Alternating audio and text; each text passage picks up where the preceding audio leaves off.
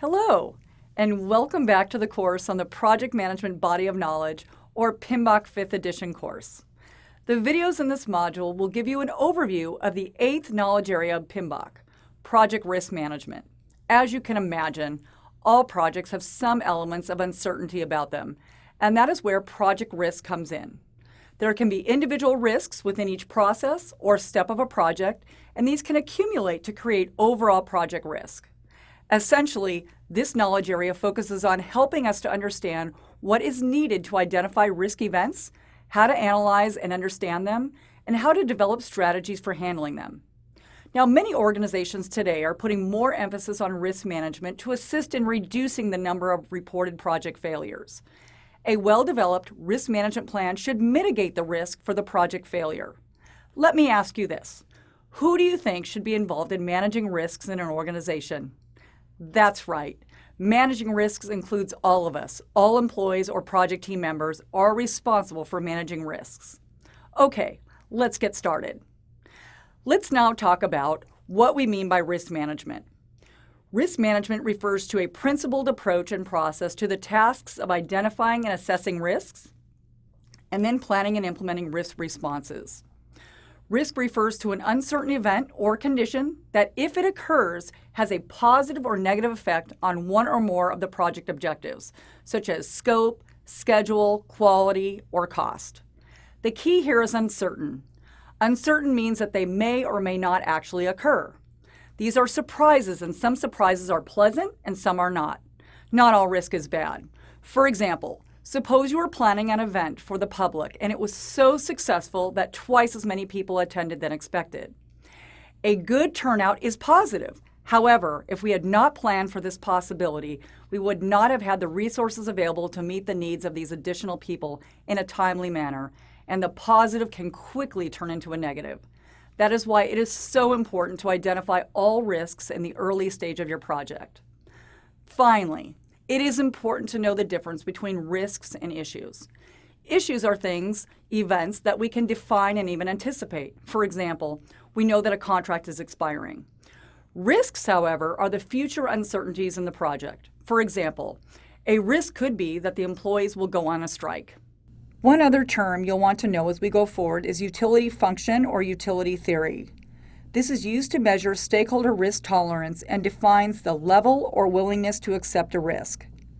The three categories of utility theory are risk-averse, risk-neutral, and risk-seeking. In general, we know that stakeholders have different viewpoints and attitudes towards risk, and obviously the amount at stake affects the decision-maker's attitude toward risk. Higher rewards may make higher risks more acceptable. Factors that are used to categorize risk are risk event, probability, and impact. Risk is measured by the combination of the probability of a perceived threat or opportunity occurring, the P, and the magnitude of its impact, in other words, the I, on objectives. The accumulation of all the risks makes up the risk exposure of a project or an organization. For example, in the Army, the probability of an injury, such as a non-swimmer getting into trouble during a river crossing, may be likely, and the severity of the outcome could be catastrophic. The overall risk would be considered extremely high. Of course, we can change the probability of a catastrophic event by not allowing the swimmer in the water during the training exercise or assigning a buddy to help him cross. By changing the probability of the event occurring, we can reduce the overall risk to a medium risk. Ultimately, our goal is to reduce the probability of a hazard turning into an accident and to limit the consequences of an accident if it occurs. Here you can see an overview of project risk management and all of its processes, as well as how those processes relate to each other. These processes include plan risk management, identify risks, perform qualitative risk analysis, perform quantitative risk analysis, plan risk responses, and monitor and control risks. As in the other knowledge area modules, the processes in project risk management all have sets of inputs, tools and techniques, and outputs, which we call ITTOs for short. And in the following videos, I'll walk through and explain those key ITTOs for you. So meet me in the next video and we'll get started on risk management's first process.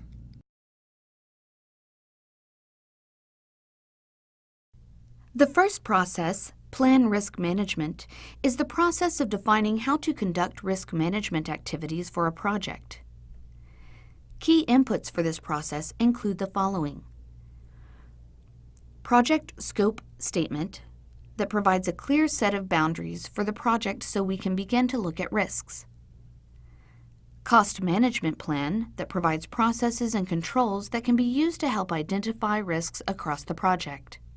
Schedule management plan that provides insight to project time and schedule objectives and expectations which may be impacted by risks. A key tool and technique is planning meetings and analysis, whereby the project manager will meet with the project team to develop the risk management plan. And the output for this entire process is the risk management plan. Remember that all plans are the how-tos, and in this case, the risk management plan will detail how we are going to manage risk on the project and should include things like methodology, roles and responsibilities, budget, timing, risk categories, definitions of probability and impact values, as well as stakeholder tolerances for risk.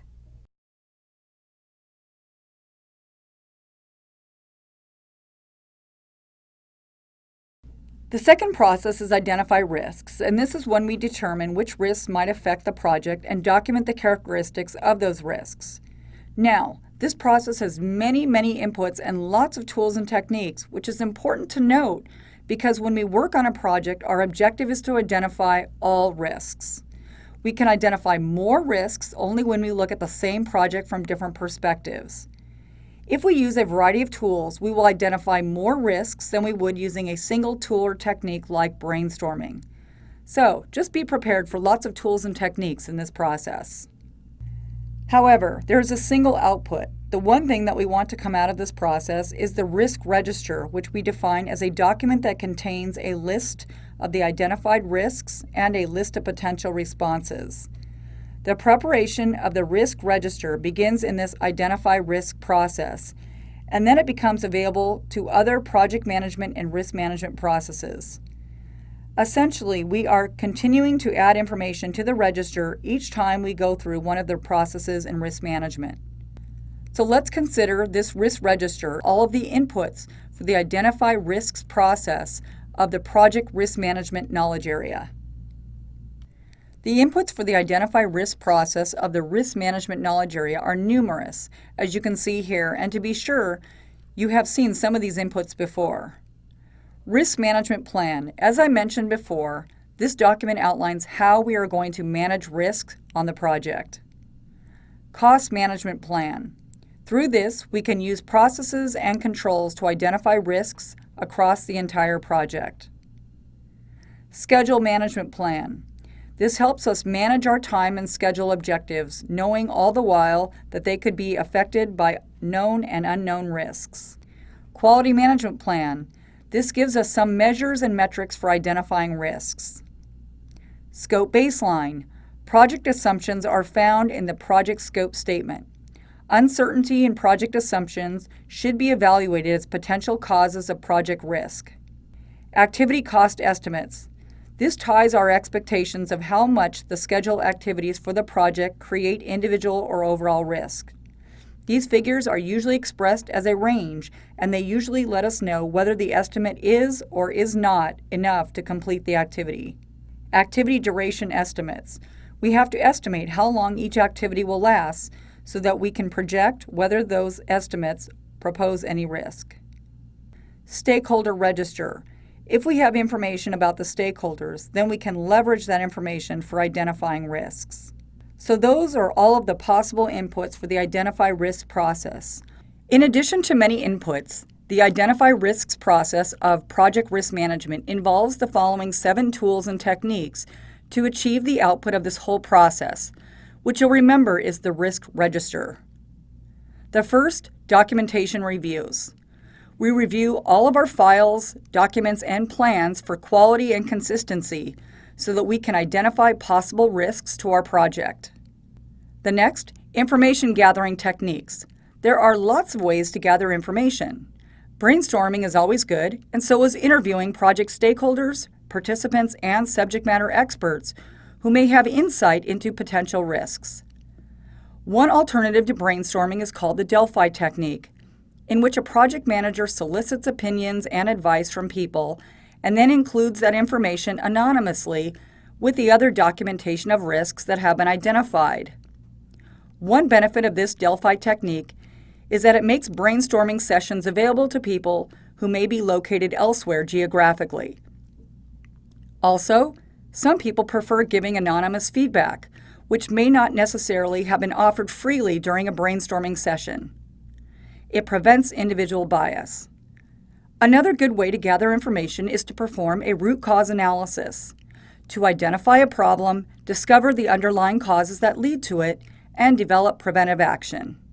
Next, checklist analysis. As a project manager, you can go through project documents from a prior similar project and review a list of those risks identified and create a checklist of these risks, which can help us identify additional risks on the project. Assumptions analysis. By looking through project documentation, we will be aware of the assumptions that have been made on the project, and if we determine that assumptions are not true, they could become sources of risk. Diagramming techniques. A type is referred to as cause and effect diagrams, and they help us identify risks on a project. SWOT analysis. A highly beneficial technique in this process is conducting a SWOT analysis, which stands for strengths, weaknesses, opportunities, and threats. It visually provides a perspective on risk that will help identify most significant project risk factors. And finally, expert judgment. The key output in the Identify Risks process is the Risk Register, which is a document that contains a list of the identified risks and a list of potential responses. You will see that we continue to add information to the register each time we go through one of the processes in risk management. Make a note of this as we continue to go through the remaining risk management processes.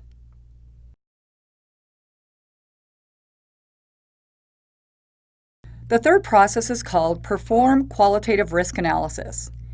In this process, we prioritize risks for further analysis or action by assessing and combining their probability of occurrence and impact. This process is usually a rapid and cost-effective means of establishing priorities for planned risk responses and lays the foundation for the next process, perform quantitative risk analysis, if it's required. The key benefit of this process is that it enables project managers to reduce the level of uncertainty and to focus on high-priority risks. In order to be most successful in this regard, you need to confirm that the risks you've identified for your project are accurate. The Perform Qualitative Risk Analysis requires the following inputs. The first input is the risk management plan. You've seen this input already in an earlier risk management video. The risk management plan that we use in this process has the following key elements: roles and responsibilities for conducting risk management, budgets, schedule activities for risk management, risk categories, definitions of probability and impact, the probability and impact matrix, and stakeholders' risk tolerances. The next input is scope statement. Projects of a current or recurrent type tend to have more well-understood risks. Projects that use state-of-the-art technology and highly complex projects tend to have more uncertainty, and this can be evaluated by examining the scope statement. Risk register. As we know from the preceding process, the risk register has all the information we need to assess and prioritize risks. The two most important tools and techniques for you to remember in the Perform Qualitative Risk Analysis process are probability and impact matrix and the risk urgency assessment. These are tools to evaluate the likelihood that a risk will occur and its potential impact on the project. Each risk is given a ranking, for example, low, medium, high, or 1 through 10, for probability and impact, and then are multiplied together to get a risk score, called P&I, or probability and impact value, which is used for establishing risk priorities and determining which ones require an immediate response. For outputs, the Perform Qualitative Risk Analysis process aims for updating the risk register, which at this point would include the probability and impact value for each of the identified risks in the register.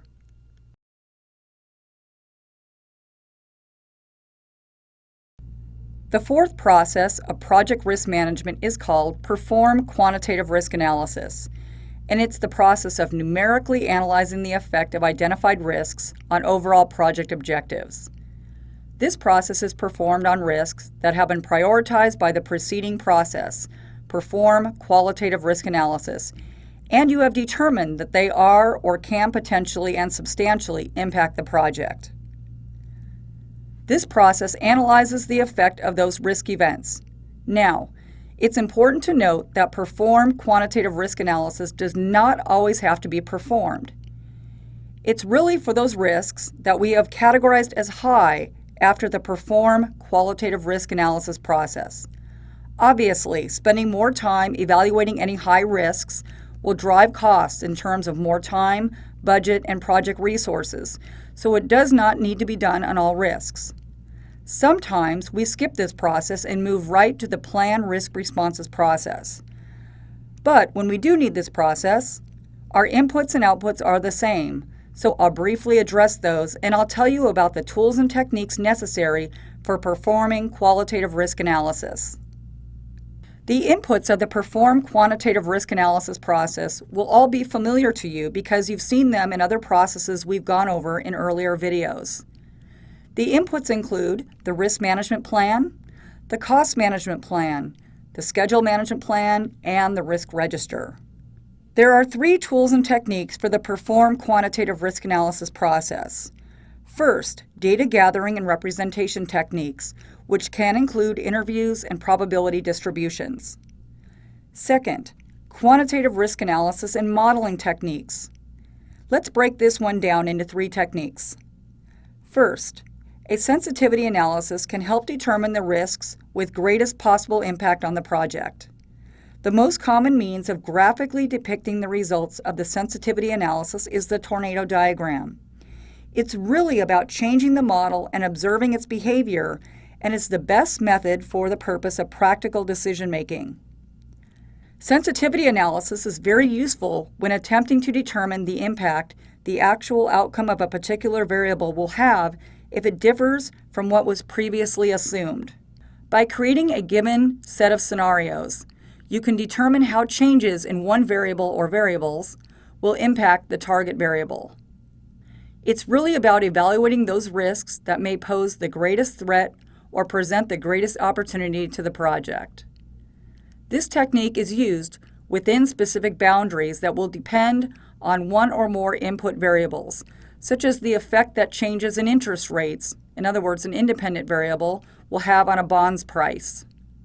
For example, you might create a financial model that will show the bond's price, the dependent variable, given the change in interest rate, independent variable, at that time. The analyst can create a table of predicted bond prices for each of the independent variables. Second, an expected monetary value, or EMV, is a statistical concept that calculates the average outcome when the future includes scenarios that may or may not happen. That is, analysis under uncertainty. A common use of this type of analysis is a decision tree analysis, which you can see here. Let's look at this example. Expected monetary value, or EMV, is a ballpark figure, and just think of it as an average of the best and worst case scenarios. It accounts not only for the dollar figure assigned to each outcome, but also for the likelihood of that outcome occurring. To calculate EMV, multiply the dollar value of each possible outcome by each outcome's chance of occurring, or percentage, and total the results. And a third technique is modeling and simulation. We can simulate a project in a model and translate the specified detailed uncertainties of the project into their potential impact on project objectives. We typically perform simulations using the Monte Carlo technique. In a simulation, we compute the project model many times with the input values chosen at random for each iteration from the probability distributions of these variables. It's really about conducting what-if scenarios on those risks that may pose the greatest threat or present the greatest opportunity on the project, and seeing how any change to a project parameter will impact the project, for example, in terms of cost or schedule. You start this by first identifying the uncertain variables, also called random variables. While there's some uncertainty in almost all variables in a business model, we want to focus on variables where the range of values is significant. You then plug these uncertain inputs into the model to produce the value of the output. For outputs, we want the same thing we wanted from the Perform qualitative risk analysis process, and that's an update to our risk register with a list of those risks that pose the greatest threat or present the greatest opportunity to the project.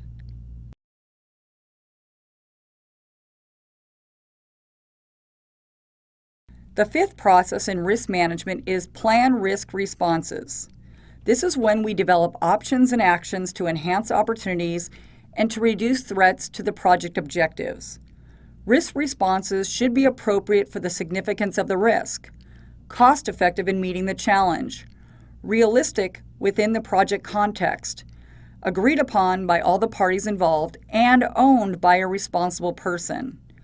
The Plan Risk Responses process presents commonly used approaches to planning risk responses. The inputs for this process are simply the risk management plan and the risk register, both of which you are already familiar with. The tools and techniques, however, are certainly unique to the Plan Risk Responses process. When it comes to tools and techniques for the Plan Risk Responses process of the risk management knowledge area, we first have some strategies for negative risks or threats. If there are negative risks, any of these three response strategies can have varied and unique influences on the risk condition. You should choose the strategy that best matches the risk's probability and impact on the project's overall objectives. So the three strategies for responding to negative risks are avoid, transfer, mitigate, and accept. Avoid. This strategy involves changing the project management plan to eliminate the threat entirely. The project manager needs either to isolate the project objectives from the risk's impact or to change the endangered objective. Some examples of this include changing the project scope, removing the requirements, or the most radical would be shutting down the project. Transfer. In this strategy, we shift the negative impact of a threat along with the ownership of the response to a third party. An example of this would be a contract with a third party to do some portion of the project work or ensuring our hardware and network. Mitigate. This strategy is for a project team to lessen the impact and even reduce the likelihood of a threat's occurrence to an acceptable threshold so that the project can move forward. Some examples of this might include adopting less complex processes, conducting more tests, building a prototype, or choosing a more stable supplier. Accept. The risk acceptance strategy can be used for negative risks or threats, as well as for positive risks or opportunities.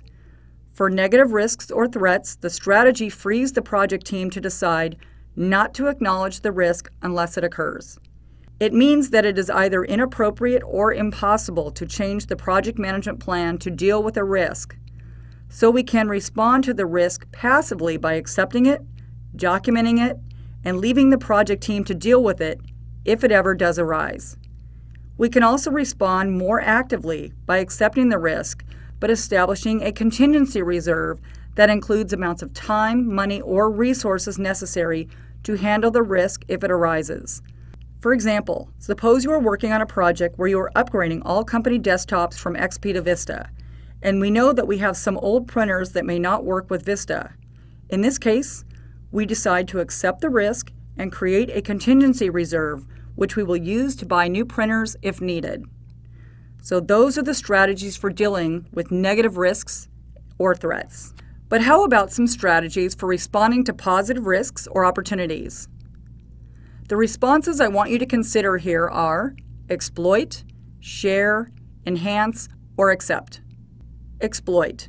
When we use this strategy, we seek to eliminate any uncertainty associated with a particular upside risk by ensuring that the opportunity does happen.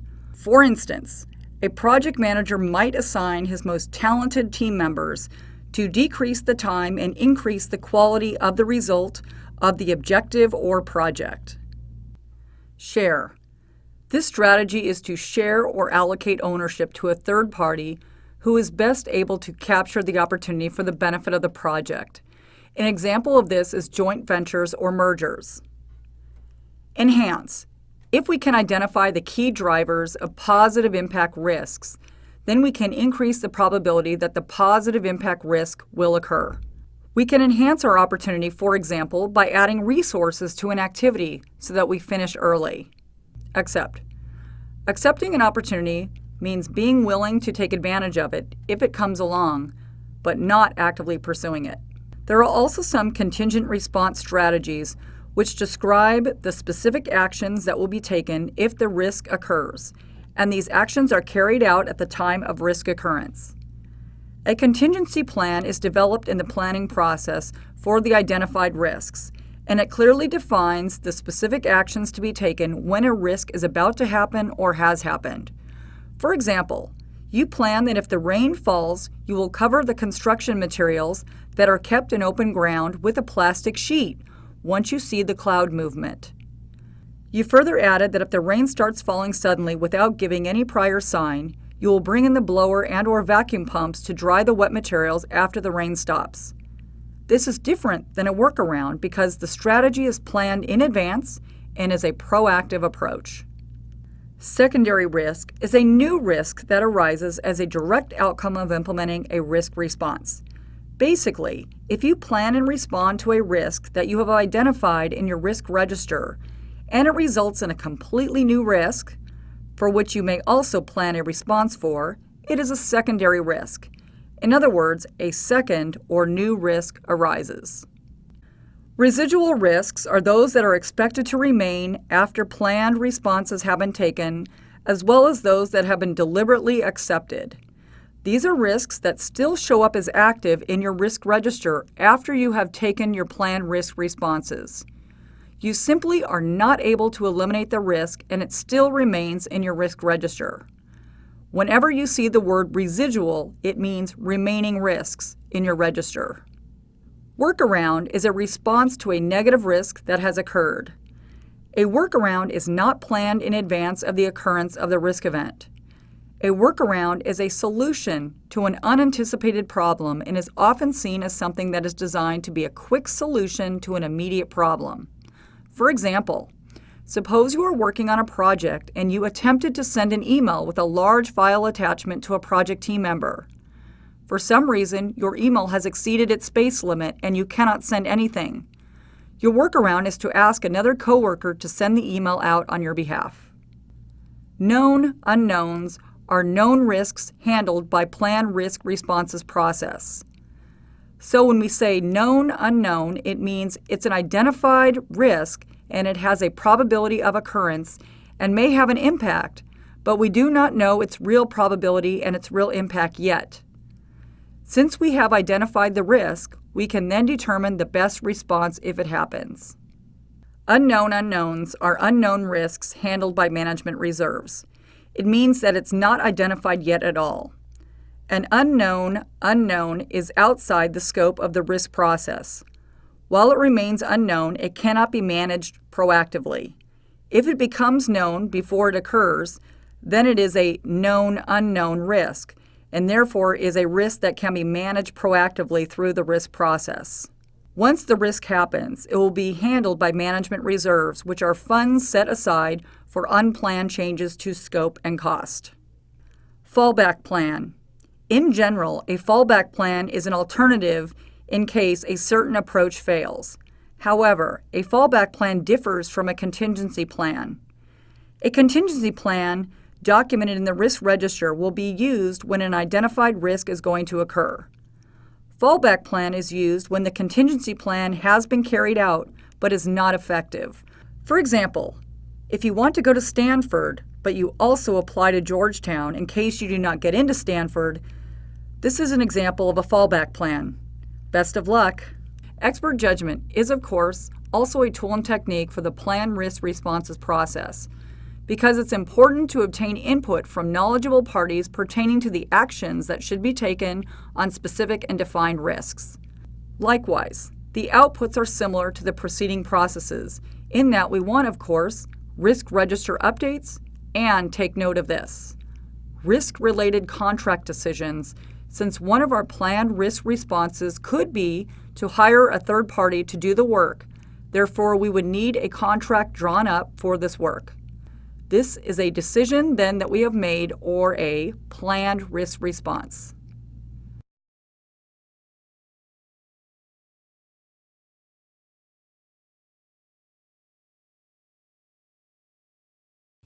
So the sixth and final process is called monitor and control risks, which is to implement risk response plans, track identified risks, monitor residual risks, and identify new risks, and of course, evaluate risk process effectiveness throughout the process.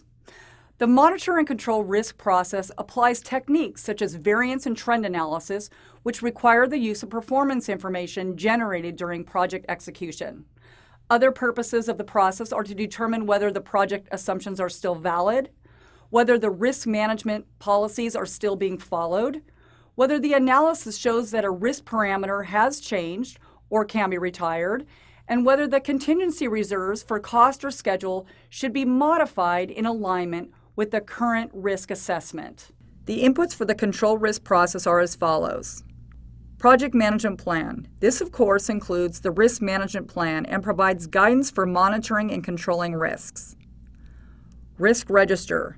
The risk register now has key inputs that include identified risks and risk owners, agreed upon risk responses, control actions for assessing the effectiveness of response plans, risk responses, specific implementation actions, symptoms and warning signs of risk, residual and secondary risks, a watch list of low priority risks, and the time and cost contingency reserves. Next, another input here is work performance data. This is data which is related to various performance results that are possibly impacted by risks and can include deliverable status, schedule progress, and incurred costs. Finally, work performance reports that show performance measurements such as variance analysis, earned value data, and forecasting data. For the control risks process, we've got quite a list of tools and techniques. There are 6.